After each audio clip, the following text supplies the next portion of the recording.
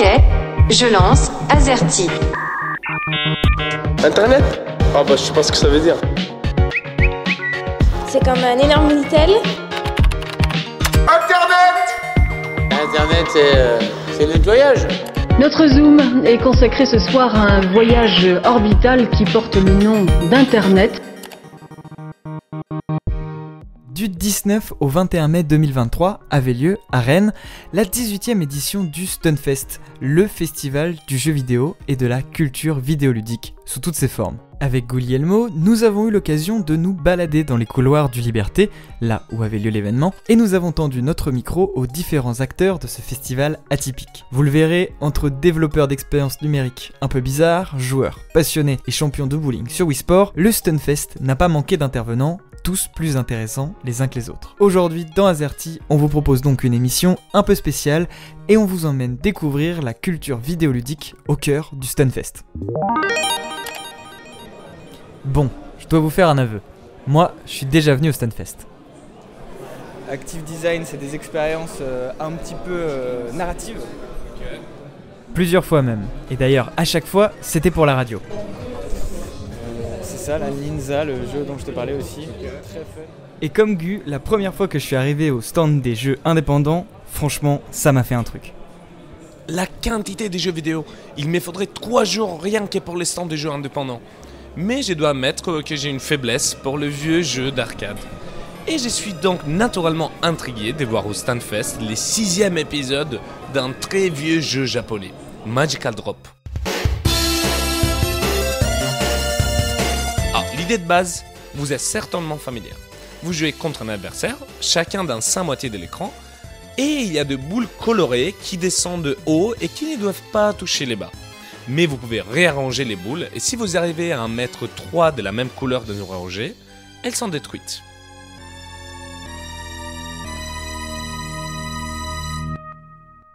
Quelque peu étonné de voir une série aussi célèbre au Stunfest, je vais discuter avec Mohamed Adil de TA Publishing, les studios qui, avec Forever Entertainment, a développé le jeu.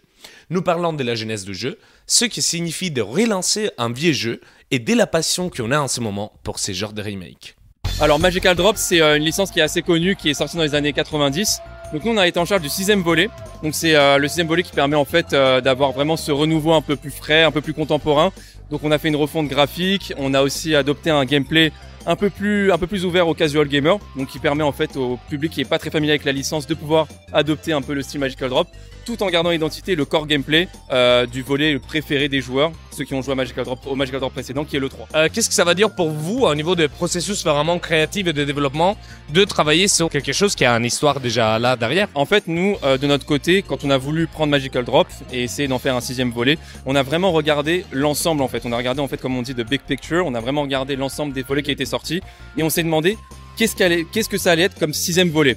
Qu'est-ce qu'on voulait faire? Est-ce qu'on voulait changer le core gameplay? Est-ce qu'on voulait changer l'aspect graphique? Et au final, on arrive à une conclusion, on va dire, assez claire. C'est que Magical Drop, en soi, est une licence tellement appréciée et tellement suivie par sa communauté de base qu'on va pas tout changer. Ça ne servirait strictement à rien.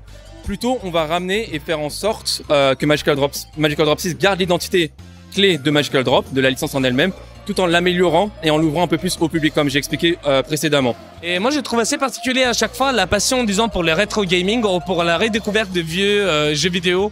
Qu'est-ce que ça veut dire? Ça veut dire qu'on a plus d'imaginaire à sortir, qu'on répète un peu les mêmes choses. Je pense notamment, là, ça vous concerne pas votre jeu, du coup là, j'élargis un peu. Ouais. Mais je pense notamment au retour de Cyberpunk, des choses comme ça. Et vous, du jeu un peu arcade, qu'est-ce que ça dit un peu cette passion rétro gaming? Alors moi, je pense, et c'est mon avis personnel, je pense qu'il y a une soif aujourd'hui de retrouver ces licences clés qui nous ont marqué en fait dans les années précédentes, de les retrouver sur nos consoles contemporaines aujourd'hui et avoir une vision, on va dire, nouvelle et un peu plus rafraîchie aujourd'hui de ces mêmes licences-là. Je pense que c'est le principal objectif. Et faire en sorte également, et je pense que ça c'est le pilier, c'est la fondation de tout, les faire découvrir aux nouvelles générations aujourd'hui, qu'elles découvrent en fait enfin l'histoire même de ces licences-là qui ont marqué notre histoire, notre enfance, etc. Dans une vision un peu plus contemporaine et un peu plus rafraîchie pour leur permettre de pas être trop réfractaires, parce que c'est vrai que quand on leur montre les versions originales, la nouvelle génération a pas trop envie d'y jouer, a pas trop envie de prendre la manette. Mais c'est vrai que quand on les met face à un look un peu plus rafraîchi, un peu plus contemporain, ils sont plus enclins à essayer, ils sont plus enclins à voir. Et finalement, ils sont en train de vraiment d'apprécier et vraiment ils se disent, bah franchement les jeux vidéo avant, bah c'était pas si mal quand même. Et c'est un réel plaisir aujourd'hui de voir des personnes qui sont pas du tout familières, par exemple avec l'IP Magical Drop, de les voir découvrir le 6e et se dire, ah mais il y a vraiment plusieurs volets de ce type de jeu-là qui sont sortis précédemment, mais j'étais pas au courant et pourtant j'ai tellement de fun dessus. J'apprécie énormément, c'est limite addictif quoi, donc ça nous ravit quoi. C'est que l'objectif qu'on avait de base, bah il est atteint et c'est quelque chose qu'on va continuer à faire. Plus tard, dans mon tour de jeu indépendant, je tombe sur Goblins Publishing, un développeur de jeux de stratégie qui présente 2 jeux, Sandwalker et Shogun Showdown. Je m'arrête sur ces derniers, d'une part parce que j'avais déjà joué sur itch.io, un site où tout le monde peut télécharger des jeux vidéo ou des expériences numériques, et d'autre part parce que l'histoire de son développement est un peu particulière. En effet, vu le niveau des expériences numériques qu'ils nous ont proposées, on pourrait imaginer que les jeux vidéo sont que le fruit d'un travail d'équipe professionnelle. Pourtant, c'est pas toujours le cas, et la passion, des fois, joue un rôle fondamental, mais ils l'expliquent mieux que moi. Shogun Showdown, c'est un jeu d'action, on va dire un jeu de stratégie au tour par tour, assez rapide, qui est un peu comme Crypt of the Necrodancer mais sans la notion de rythme. Ça permet en fait de faire des combinaisons un peu d'arts martiaux avec toute une loupe qui se rapproche du roguelike deck builder. Et du coup, ces jeux, c'est quoi la genèse de ces jeux? C'est-à-dire d'où ça sort? C'est qui l'a développé? C'est une boîte? C'est un solo? Donc c'est un développeur seul qui est italien, qui vit actuellement aux Pays-Bas, et donc on l'a trouvé sur itch effectivement aussi. Et du coup on l'a aidé à avoir un peu plus de budget pour se lancer à plein temps dans le jeu. On l'a lui donné un peu de budget aussi pour avoir une autre version du pixel art, parce qu'à l'époque il faisait absolument tout seul. Et voilà, et ça a permis de se développer et d'améliorer un peu le jeu. Il avait un métier à la base, il était développeur mais pas de jeux vidéo, et du coup il faisait ça sur son le soir et le week-end, et du coup on lui a permis de le financer pour qu'il puisse se lancer un peu plus dedans. Comment vous vivez vous peut-être les côtés d'être de développeur indépendant? À titre perso, je définis plutôt indépendant quand il n'y a pas d'investisseur externe. Donc c'est vrai que nous on a la totalité des parts de la boîte, donc on n'a pas d'influence extérieure au niveau financier. Et aussi on ne travaille pas par exemple avec la censure chinoise. Donc on est vraiment sur des jeux. Alors on peut pas dire qu'il n'y a pas de censure du tout, parce que n'importe quel jeu qui est sur Steam subit par exemple la censure américaine. Donc notamment pas le droit de brûler un drapeau américain, il y a des règles de nudité, etc. Donc il y a toujours de la censure. Mais voilà, le but c'est d'être au maximum indépendant en termes d'édition créative. Bon, moi sur ces jeux ça va. J'imagine pas trop brûler un drapeau américain d'un Shogun Showdown. Non, mais c'est vrai qu'on n'y pense pas, mais quand on est sur Steam, quand on est sur sur iOS, quand on est sur Google Play, en fait, vous subissez quand même la censure américaine. Casimir, eux, faudra que j'aille leur parler parce que le jeu, il est né de la Stun Jam 2019. Ah, trop bien. Et en fait, le thème de la Stun Jam 2019, c'était la mire. Et donc du coup, tu pouvais exploiter la mire comme tu voulais. Et eux, ils ont pris le jeu de mots Casimir. On a l'occasion de voir dans le jeu. Et donc du coup, finalement, en fait, on a quand même chaque année, il y a un thème. Chaque année, en collaboration avec le Stunfest, l'association de jeux vidéo Indie Collective organise une Game Jam. Alors une Game Jam, c'est un événement qui dure généralement un week-end, durant lequel les participants forment des petits groupes et ont 48 heures pour créer un jeu vidéo. La Stun Jam a lieu une semaine avant le festival, et au Stunfest, c'est le stand d'Indie Collective qui présente ses jeux. Alors cette année, le thème c'était la Discord, et donc la Discord, et on avait une quinzaine de participants. Il y a eu 6 projets réalisés, 6 projets. On fait ça à l'EduLab de Pasteur, et donc les gens découvrent le thème le vendredi soir, ils discutent entre eux, font les équipes justement sur place en fonction des affinités, des compétences de chacun. Et puis les jeux sont lancés ensuite en général le samedi et le dimanche, et ils essayent de réaliser le jeu le plus rapidement possible. Quel profil on retrouve parmi les gens qui participent à la Jam? Est-ce que c'est que des spécialistes du jeu vidéo? Est-ce que c'est des gens qui ont un pied dedans? Est-ce qu'il y a des novices? Il y a un peu de tout justement. Il y en a qui font des game jams régulièrement, comme Lilian ici qui est musicien, donc qui revient souvent et qui... Comme on est plus limité en général sur les musiciens, il va travailler sur plusieurs projets pendant le week-end, va essayer de donner des thèmes pour chacun. Autrement, il y a beaucoup de développeurs, comme c'est vrai, c'est comme une communauté qui est très présentée, des graphistes aussi, qu'on retrouve selon les projets. Et il y a toujours des nouvelles têtes. C'est ça qui est bien, c'est que là encore, on avait des personnes qui n'avaient jamais fait de jam, donc qui découvraient. sont accompagnés d'amis qui en ont fait avant eux, donc qui pourront les guider un petit peu dans ce qu'il faut faire. Les profils sont comme des gens qui connaissent de plus en plus déjà les outils qui sont à leur disposition, que ce soit les moteurs de jeu, les outils de graphisme, les logiciels de son spécialisés pour le jeu vidéo. Les gens ont ces connaissances-là déjà, alors qu'avant c'était un petit peu le balbutiement. Et donc les gens apprenaient au fur et à mesure, ah oui, il y a ça aussi que vous pouvez utiliser. Enfin, il y avait plus de besoin de conseiller sur les outils. Maintenant, les gens arrivent déjà avec ces connaissances. Alors moi je suis mauvais. Ouais, c'est pas grave. Ça va très bien. Le jeu il paraît méchant, mais il est assez généreux en... À quelques mètres du stand d'Indie Collective se trouve Super Reactor, un jeu issu d'une jam justement. Au micro d'Azerty, Sushi, l'un des développeurs du jeu, me raconte comment vit un jeu après ce genre d'événement. Ce jeu, au départ, il avait été réalisé à l'Octojam, qui était une game jam d'Indie Collective en octobre, qui se passe à peu près toutes les années. À l'issue de cette jam, on avait quelque chose déjà qui fonctionnait en fait, qui était fun et tout. On s'est dit, pourquoi ne pas essayer d'aller plus loin, de continuer ce jeu. Ce serait notre première vraie expérience pour essayer de sortir en jeu vidéo. Et voilà, on en est là avec une première démo pour le Stunfest où apparemment les gens apprécient beaucoup le jeu. Du coup, ça nous fait plaisir. Ça, c'est tous les boutons que tu as. Et alors, avec tout ça, ce que tu dois faire, tu dois rattraper les boulettes vertes et avec le laser. Ouais. Vraiment en te mettant dans le bon sens et tout, parce que si ça tape dans les extrémités, ça compte pas. Beaucoup de personnes ont la mauvaise habitude de se dire non, mais je sais pas coder, je peux pas aller en jam, à quoi je vais servir à rien, etc. Et en fait, non. Le simple fait de pouvoir venir donner des idées, juste jouer au jeu, et pouvoir faire des retours, c'est une aide incommensurable en jam. Et ça permet justement de voir comment ça se passe, en proposant des choses, en notant des choses, etc. Pour donner une idée, pas plus tard qu'hier, du coup avant l'ouverture du Stunfest, il y a juste un régisseur du Stunfest qui est venu nous faire tester le jeu parce qu'il passait par là. On lui a dit, vous voulez tester? Je dis, ok, pas de problème. Il nous a fait une remarque, juste après avoir joué, et ça a changé le jeu en fait. Ça a rendu le jeu extrêmement accessible en fait, par rapport au contrôle. Et du coup, on ne se rend pas compte à quel point c'est bénéfique.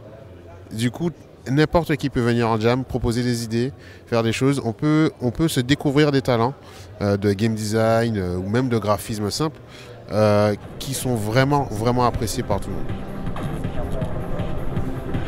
Il y a juste un moment sur ça.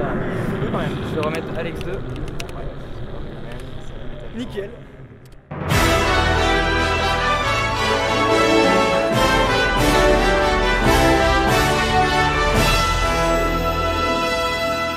Notre voyage dans les cultures du jeu vidéo n'est pas seulement peuplé de développeurs et d'éditeurs.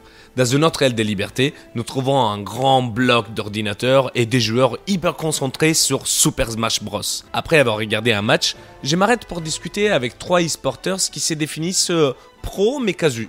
Antoine Minoli, Pierre Deleclois et Valentin aka Massad. Je leur demande ce qui veut dire pour eux faire de la compétition. On joue à deux. On est, sans dire qu'on est des hardcore gamers, on joue à pas mal de trucs, on est assez ouvert sur beaucoup de types de jeux. Là, on va sur Smash parce que c'est un peu le jeu du cœur à mon collègue et à moi, quoi. Mais sinon, oui, on joue à plein d'autres choses. Disons que lorsque le jeu est sorti, on s'est rendu compte que sur 48 heures où on avait acheté le jeu, on avait déjà débloqué le succès joué 35 heures. Alors là, par exemple, là sur Smash, c'était pas du tout de l'équipe, c'était du chacun pour sa peau, la loi de la jungle, le plus fort gagnera, le plus faible mourra. Après, on fait quelques jeux en équipe aussi. Par exemple, on joue un peu tous à Overwatch. Mais déjà, on fait pas beaucoup de compètes, nous, de base. On est plutôt des casuals, on va dire. Il y a que sur Smash où on commence à vite fait à toucher, dans le sens où on peut commencer à prétendre aller faire des compètes pour s'améliorer justement et être des joueurs compétitifs. Moi, je joue un peu à Pokémon de manière compétitive aussi. Mais de base, ouais, on n'est pas une team de potes qui jouent sur tous les jeux compètes qu'on trouve ou quoi. C'est pas du tout le délire. Nous, on est plus des casus quand même. Je me demande, vous que vous commencez à vous lancer, est-ce que ça a changé votre façon de jouer, le fait de jouer à ça? Je vais dire, est-ce que vous trouvez le même plaisir à faire d'autres types de jeux si vous jouez à d'autres types de jeux qui ne sont pas... Pour ma part, en tout cas, ça a complètement changé ma vision du jeu. Alors, ça va dépendre des jeux. C'est-à-dire que si c'est un jeu que je viens d'acheter, j'en sais rien, un jeu d'aventure quoi, moi j'ai joué pour me faire plaisir avant tout. De toute façon, c'est le principal dans tous les cas. Moi maintenant, sur Smash ou sur Pokémon, où j'ai envie un peu de me lancer dans un monde plus compétitif, moi sur Smash, je viens maintenant pour m'améliorer parce que je veux performer un peu maintenant. Dans le sens où même quand on a commencé à jouer ensemble à la coloc, on avait un niveau de débutant, on s'est amélioré, on a commencé à jouer en ligne jusqu'à atteindre le niveau maximum qu'on peut atteindre en ligne. Donc là maintenant on a cette barrière qui est faut jouer en physique contre des joueurs beaucoup plus forts que nous pour s'améliorer encore. Et moi maintenant quand je joue à Smash, j'y vais pour m'amuser dans tous les cas, mais je vais m'amuser parce que je veux m'améliorer et que je cherche à gagner. Je suis là quand même pour gagner. Aujourd'hui j'ai perdu, la prochaine fois que je viendrai, j'espère passer la phase de poule par exemple. Après, pour le coup, effectivement, même sur Smash, on a des niveaux qui sont différents au sein de notre coloc, et le fait de jouer avec des personnes qui sont pas, comme disait, pour un niveau compétitif, on peut jouer aussi pour le plaisir, juste en prenant des personnes n'importe quel perso qu'on n'a pas l'habitude de jouer, ou utiliser les objets qui sont strictement interdits en tournoi. C'est des choses qui peuvent aussi nous faire juste passer du bon temps sur un jeu sur lequel on a aussi de la compétition. C'était pareil, et c'est ça la joie de Mars. Autant ça va pas taper toujours très très fort comme ça veut, mais bon, quand le tipeur il arrive à trouver sa cible, il déboîte. Attends, mais pourquoi les objets sont interdits? Je connais pas trop Smash. En fait, c'est pas compliqué. Smash, c'est un jeu qui, de base, ne se veut pas compétitif par Nintendo parce que ça nuit à leur image familiale, etc. Dans les faits, les joueurs de Smash sont des acharnés et quand on leur dit on fera pas de compétition, ils vont dire on va en faire 2 fois plus. Et il faut savoir qu'à chaque fois qu'on va mettre des objets, etc., c'est qu'on va faire rentrer de l'aléatoire. Et l'aléatoire dans un jeu compétitif, c'est pas ça. C'est-à-dire que nous, ce qu'on veut, c'est gagner avec nos compétences et pas parce qu'à un moment donné, on a une Master Ball qui est tombée du ciel, on a invoqué un Pokémon légendaire et il a balayé la dernière vie de notre adversaire alors qu'on se faisait défoncer. Ça, c'est pas une victoire, c'est de la chance. Quoi qu'il arrive, que vous soyez compétitif ou casu, jouez surtout pour vous amuser. Si vous prenez plus de plaisir à jouer, arrêtez, ça sert à rien. On peut changer de jeu s'il y a plus de plaisir. Et puis pour toutes celles aussi, parce que je reprends juste ce que disait avant, parce que l'e-sport, je vois, il y a beaucoup de personnes dans ce tournoi, et franchement, la présence de n'importe tout le monde, ça peut vraiment être sympa. Donc tous ceux, toutes celles qui voudraient pouvoir se mettre à Smash ou à n'importe quel jeu, c'est franchement très sympa. Genre ma copine, je l'ai mise à d'autres jeux vidéo, et c'est un truc qu'elle connaissait pas du tout, et au final elle s'y est pris avec énormément de plaisir, quoi. Est-ce que les jeux de combat, c'est quelque chose qui touche n'importe qui, que ce soit, ça dépend juste de l'envie qu'on a de jouer, de s'amuser. Même si tu disais effectivement que là on voit plus de personnes de genre masculin, ça peut, franchement, c'est ouvert à n'importe qui, et c'est vraiment, il y a une ambiance dans la communauté qui doit aussi pouvoir qui permet tout ça, quoi.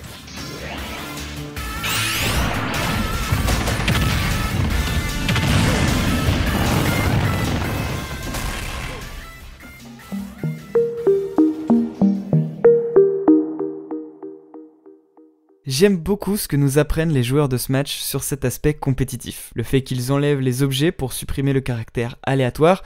Personnellement, je vois ça comme une réappropriation du jeu par les joueurs pour faire ce qu'ils veulent ici de la compétition. Mais au Stunfest, il y a une autre façon de se réapproprier un jeu vidéo, c'est le speedrun. Alors le speedrun, c'est tout simplement une pratique qui consiste à terminer un jeu le plus rapidement possible. On va donc chercher à optimiser ses déplacements, exploiter les bugs du jeu, etc. Je vous l'accorde, comme ça, quand on n'est pas familier du genre, ça peut paraître un peu bizarre, mais franchement, c'est vraiment impressionnant à regarder. Au Stunfest, ça se passait sur le stand Speed Them All, avec qui j'ai pu échanger sur cette culture particulière du jeu vidéo. On a l'impression que le speedrun c'est quelque chose de pas très accessible, c'est peut-être une impression, peut-être un cliché sur lequel votre association, elle permet aussi un peu de lutter. C'est une impression qui se comprend parce que bien évidemment quand on regarde, quand on diffuse principalement du très haut niveau, ça paraît très inaccessible, mais c'est la même chose pour toute pratique et même pour tout sport. On se voit très difficilement atteindre le plus haut niveau d'un sport aujourd'hui, et c'est le cas aussi pour le speedrun, alors qu'en fait en réalité c'est excessivement accessible. C'est plus récupérer l'information, parce que toute la documentation vis-à-vis du speedrun est en anglais. Après par contre le pratiquer en lui-même, là c'est très simple, il y a même des runs on va dire ou des jeux qui maintenant intègrent un timer au sein même de leur fonctionnement. La porte d'entrée est très très simple à franchir. Atteindre le plus haut niveau, ça par contre oui, ça c'est ça devient très très difficile aujourd'hui. Tu parlais vite fait de sport, alors est-ce qu'on peut considérer que le speedrun est une pratique e-sportive? Ça se différencie quand même énormément de l'e-sport pour une raison simple, c'est que le speedrun est avant tout une pratique on va dire communautaire où des informations sont glanées par l'entièreté des joueurs et tous les joueurs tentent d'améliorer le temps du jeu en quelque sorte. On n'est pas les uns contre les autres, on est tous ensemble contre le jeu. Si un joueur se mettait à utiliser des informations ou des techniques que les autres ne connaîtraient pas, eh bien il serait pris en défaut en fait de ces techniques du simple fait qu'elles ne seraient pas considérées comme légitimes. Donc en quelque sorte, en gros, sa run serait nulle et non avenue s'il ne serait pas capable de l'expliquer. Ça fonctionne beaucoup à la confiance pour la validation en fait, des temps ou des vidéos dans les leaderboards. La principale différence avec l'e-sport, là où l'information ou le joueur contre joueur en fait, aurait de la valeur parce qu'elle donnerait un avantage par rapport aux autres joueurs, aucun autre joueur ne peut tirer avantage de ça. C'est avant toute chose tout le monde qui tente d'améliorer son temps sur le jeu, en groupe en fait, et même le record du monde en fait à plus forte raison. La première chose que fait un joueur dès qu'il acquiert un savoir ou une technique qu'il arrive à régulariser sur son run, c'est pas de l'utiliser pour faire une run, c'est de la partager aux autres. C'est la première chose qu'il fait à chaque fois.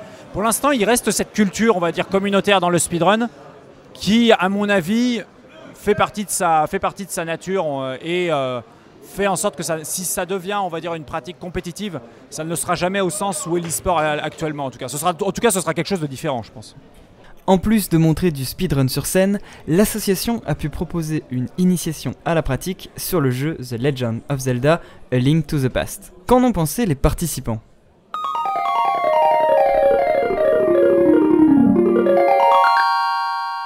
Bah ouais, ça s'est bien passé, de ce que j'ai compris, j'avais probablement le meilleur temps de la journée. De ce que j'ai compris, bon, c'est une stratégie du coup, qui est faite pour être assez simple à faire. Parce qu'en fait, tout ce que ça va être, c'est abuser un peu du jeu qui et de sa gestion de la hauteur pour pouvoir en fait juste traverser les murs, traverser un mur et après aller directement jusqu'à la zone des crédits. 3 minutes 55. C'est la première fois et je me suis déjà intéressé avant, mais c'est vraiment ma première fois réelle quoi. Plusieurs fois déjà que j'avais envie de commencer et j'arrivais pas à trouver le déclic maintenant. Je pense que dans les prochains mois, je vais sûrement tenter une run, tout comme ça. Et est-ce que du coup ça change pas un peu ton expérience des jeux au quotidien ? Est-ce que quand tu joues à un jeu, tout simplement, t'es pas toujours en train d'essayer de bidouiller et de chercher ses limites ? Bah en vrai si, ça change quand même ma vision de certains jeux, du moins ceux que j'ai un peu appris à speedrun. Parce que tout simplement, on apprend quand même des techniques qui nous permettent de faire d'autres choses. Et des fois, c'est juste ça nous permet de trouver d'autres routes, et ça peut être fun. Ou juste des fois, juste pour le style, c'est drôle en fait. C'est un truc que j'aime beaucoup. Et tu disais que ça s'intéressait, mais t'as jamais trop osé. Et qu'est-ce qui t'attire dans le speedrun ? Un peu le frisson, je sais pas. En vrai, je trouve ça incroyable de finir un jeu que je fais d'habitude 10 heures en 30 minutes ou en 1 heure. Il y a peut-être un côté performance aussi sur le speedrun quand même. Alors sur speedrun, totalement, c'est toujours vraiment un côté de performance parce qu'il y a quand même cette idée de au moins battre son meilleur temps, même s'il y a des leaderboards ou autres, et du coup des fois d'être juste le meilleur tout court. Mais après, il n'y a pas que ça en vrai dans le monde du speedrun. Il y a certes les runs, on va dire plus classiques comme Any% ou autre, mais des fois il y a des gens qui vont se trouver des catégories un peu pour la blague et qui vont justement essayer de speedrun ce truc très particulier parce que un c'est drôle et deux parce que ça permet des fois de voir le jeu différemment. Ouais, donc là tu vois, tu as le stand Arte avec les jeux. C'est des jeux qui sont déjà plus aboutis que la majorité des jeux que tu vas voir ici parce que justement ils sont produits par Arte. Donc, Poursuivant ma promenade, je tombe sur un stand inattendu pour moi. Bon, pour Alex, qui est plus dans les mondes des jeux vidéo que moi, bah c'est pas du tout inattendu. Mais pour moi, voir un stand d'Arte au Stunfest est un peu une surprise. Oui, hein, Arte, les mêmes des documentaires, des films, de Arte Radio. Car Arte, je découvre, est aussi éditeur de jeux vidéo. J'en parle un peu avec Guillaume Laurent, chef des projets numériques. En fait, à Arte, nous, on fait de la coproduction de jeux vidéo depuis 10 ans. Donc là, c'était un peu un stand anniversaire, entre guillemets. Donc là, c'est pour ça qu'on retrouve Type Rider. Ça fait 10 ans qu'il existe. Et ça fait 10 ans que on l'a suivi, ce jeu, etc. Et qu'on l'a mis justement pour le public. Nous, Arte, on est un diffuseur, en fait. On est un média, c'est ce qu'on fait avec les documentaires, les séries. Parce que les gens se souviennent, ils retiennent. Mais on le fait pour les jeux vidéo aussi. Et depuis 10 ans. Et en fait, nous, nos jeux, on n'a pas une ligne éditoriale pour nos jeux. C'est les jeux qui nous donnent notre ligne éditoriale. Nous, vu qu'on suit les projets indépendants, on les aide, on les accompagne. Et avec Type Rider, oui, il y a toute une dimension où en fait, on va faire un petit peu de vulgarisation. On va parler de typographie, qu'est-ce que c'est la typographie, etc. Et par le jeu justement, donc par le médium du jeu vidéo. Et c'est ça qui est super intéressant. Et avec les autres jeux du stand, avec How to Say Goodbye, Vectronome, 12 with the Ugly, c'est un peu la même histoire. À des niveaux différents, les jeux racontent pas la même chose. Ils sont très diversifiés. On sent bien que c'est des choses qui sont pas du tout les mêmes enjeux. Vectronome, c'est un jeu de rythme, alors que 12 with the Ugly, par exemple, c'est un jeu d'enquête. Donc on sent qu'il y a des choses qui sont très différentes. Mais pour autant, en fait, la chose, c'est la même. C'est-à-dire, c'est du divertissement, c'est de l'amusement, et c'est aussi jouer avec le médium, raconter une histoire. Et comment on le fait, avec le jeu vidéo, il y a plein de possibilités, en fait. En fait, à Arte, nous, notre première chose, c'est d'être un média, donc c'est de soutenir et d'accompagner des créateurs. En fait, on a une image de média culturel parce que par définition, quand tu fais du documentaire, t'as forcément cette image-là. Mais en réalité, en fait, notre première volonté, nous, c'est de faire éclore la culture. Et donc, l'accompagnement du jeu vidéo indépendant, c'est exactement ça. Nous, en fait, ce qu'on soutient, c'est des jeux qu'on n'a jamais vus ou des jeux qui essayent d'autres choses, d'une autre manière. Et c'est là que notre soutien, il intervient, en fait. Et c'est pour ça qu'on existe aussi. Parce que, évidemment, on a cette dimension où on va essayer d'apporter la culture, peut-être de l'expliquer, de la vulgariser. Et c'est notre première tâche. Mais notre deuxième tâche aussi, c'est qu'elle existe, la culture. Et donc, par le soutien aux jeux vidéo indépendants, c'est exactement ce qu'on fait. Et les jeux vidéo indépendants que vous soutenez, c'est des studios déjà formés ou c'est même, je ne sais pas, quelqu'un qui sait coder, qui sait faire des jeux vidéo et qui s'élance, qui a une idée? Comment ça marche? Et en fait, c'est un peu tout ça à la fois. C'est un panel en fait de différents créateurs qui viennent nous voir, qui nous proposent leurs idées de jeu. Nous après, on en débat et on retient les idées qui nous plaisent ou avec qui on a envie de travailler. Parce que ça marche comme ça en fait. Des fois il y a des studios qui ont déjà fait beaucoup de jeux, des fois les studios c'est leur premier jeu ou c'est leur deuxième jeu, des fois il y a des gens aussi, ils arrivent avec des idées qui sont pas encore très concrètes et on les aide à faire éclore leurs idées. Et des fois il y a des gens qui arrivent avec des idées qui sont déjà plus construites, etc. parce qu'ils ont une expérience aussi. Et donc en fait, nous ce qu'on recherche c'est du soutien. Donc encore une fois, on va pas regarder les profils en fait. Nous ce qu'on va regarder c'est le jeu, ce qu'il veut dire, comment il veut le dire. Et est-ce qu'il a besoin de notre aide en fait? Dans la société, il y a un peu cette idée que il y a la culture arte élevée. Après, la culture jeux vidéo, c'est des gens qui aiment bien tirer des fusils contre quelque chose, etc. Et j'aime bien de voir qu'Arte s'engage, de voir que ce soit pas comme ça. Et en fait c'est ça qui est super intéressant et c'est notre rôle de diffuseur à Arte de montrer en fait que le jeu vidéo c'est plus qu'un jeu de foot, c'est plus qu'un jeu de tir à la première personne comme on a l'habitude de le voir dans les médias et ce que les médias critiquent d'ailleurs beaucoup. En fait le jeu vidéo c'est plus que ça, c'est un médium culturel qui a une richesse infinie parce que il mêle différentes manières de créer, c'est-à-dire les arts visuels, la musique, mais en plus avec l'interactivité et c'est ça qui est super riche avec le jeu vidéo. Et donc là on peut raconter plein de choses de plein de manières. Et avec Arte, on essaie justement de montrer ça et de la plus belle des manières en soutenant des projets qui sont inédits, quoi. J'ai beau être déjà venu au Stunfest, il m'arrive encore d'être surpris par les bizarreries numériques que l'on peut croiser dans les couloirs du festival. Cette année, j'ai découvert Draw Your Game, un jeu qui, comme son nom l'indique, permet de concevoir son propre platformer d'une manière vraiment très poussée.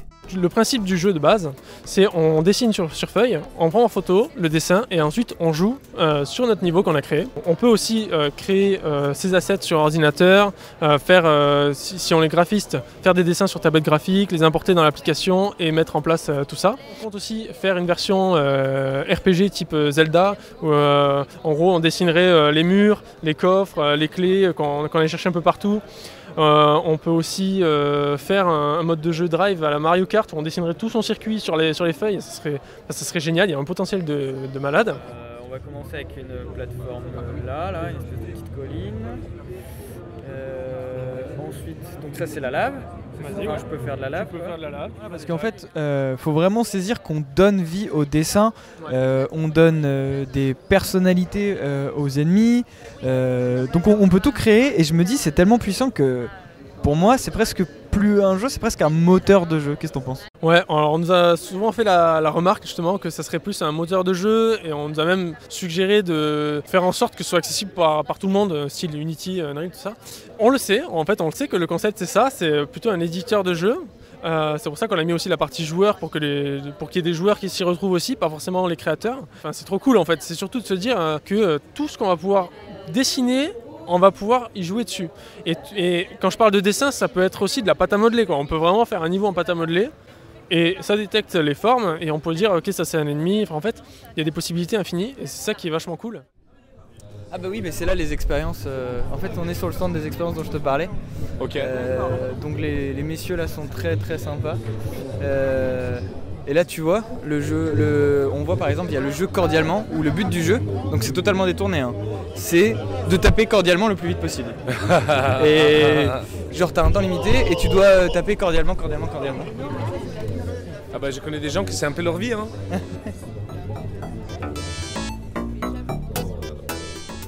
Et oui, le jeu Cordialement était à nouveau au Stunfest, le jeu des bidouilleurs de l'association Playful.net.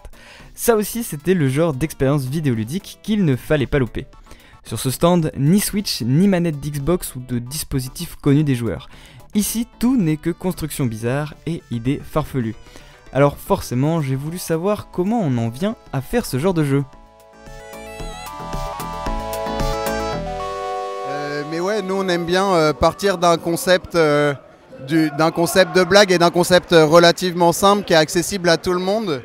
Mais par contre, le pousser dans le côté hardcore gamer et hyper compétitif et des choses comme ça. Et c'est hyper drôle du coup de voir la réaction des gens à vouloir tryhard un truc qui est débile, comme de devoir taper cordialement le plus rapidement possible. Généralement, ça part vraiment d'un jeu de mots, d'une blague entre nous. Ouais, par exemple, Ponyhawk Pro Skater, c'est pareil, tout tient dans le nom du jeu, quoi. Et il a fallu après trouver un gameplay derrière cette blague. Et un petit mot sur le collectif, quel genre de joueurs on retrouve là-bas Du coup, nous, on est principalement 3 personnes dans Playful et du coup on a chacun des tâches un petit peu différentes en termes de capacité de production, mais après on aime tous les jeux d'arcade et le côté easy to learn, hard to master, donc on s'oriente vraiment vers ce genre de gameplay là. Et puis après on a aussi des choses qui vont être plus des installations pour de l'événementiel, où ça va être sur des plus grosses échelles,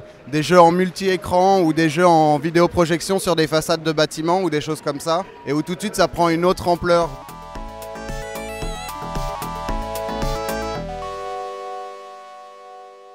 Une autre chose qui a surpris Guglielmo au Stunfest, c'est de voir des personnes âgées s'affronter sur un jeu vidéo sur la grande scène du Liberté. Silvergeek, c'est une association qui lutte contre la fracture numérique en proposant des ateliers aux seniors. Une des activités que propose l'association, c'est le bowling sur Wii Sport, et cette année au Stunfest, c'était la finale du championnat. Daniel qui tire directement, une belle boule,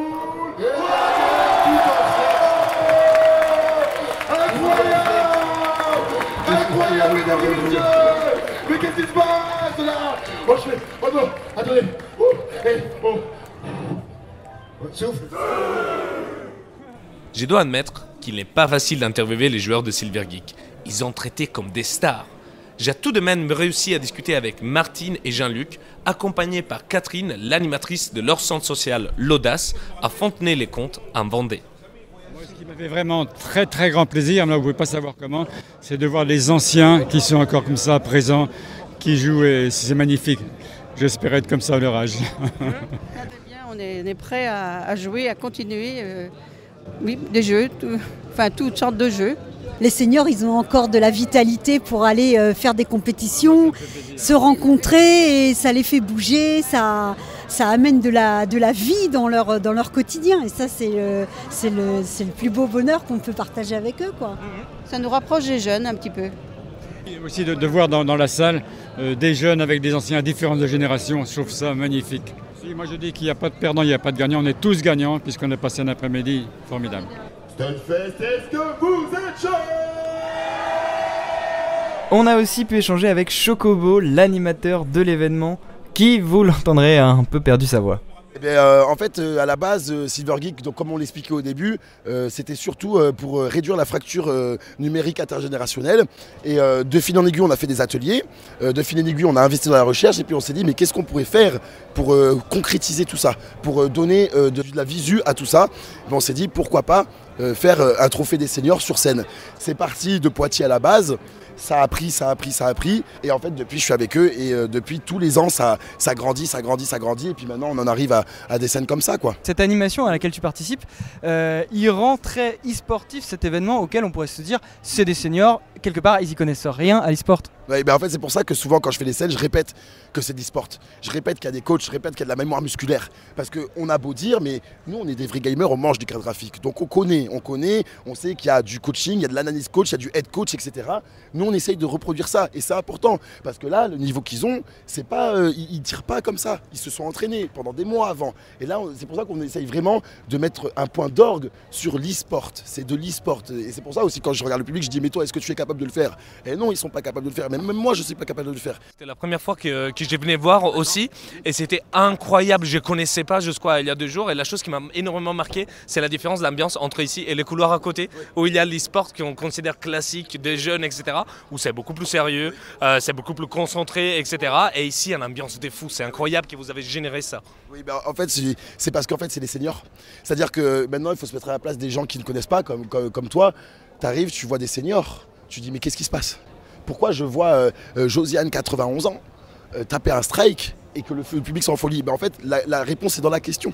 Parce qu'en fait, c'est des seniors. Et que vous comme moi, quand on voit des seniors jouer, mais on se dit mais attends, mais qui serait l'aigri?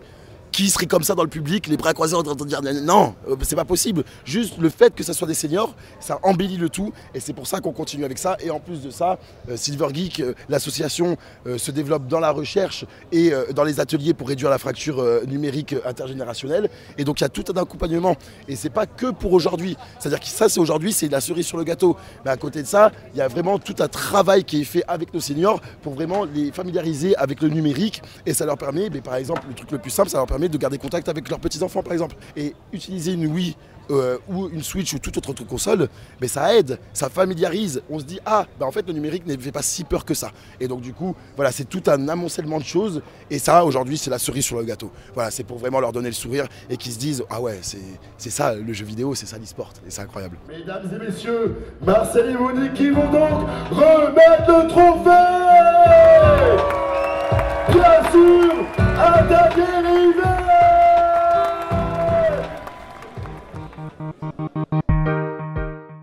Voilà, c'est ainsi que s'achève cette émission spéciale sur le Stunfest.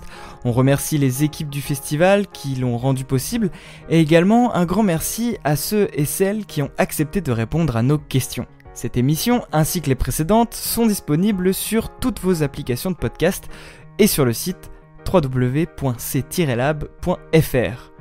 On vous dit maintenant à la prochaine pour la dernière de la saison. J'aime bien venir ici, parce que le Wi-Fi va super vite. Y a pas beaucoup d'endroits comme ça qui offrent une connexion fibre avec une vitesse gigabit.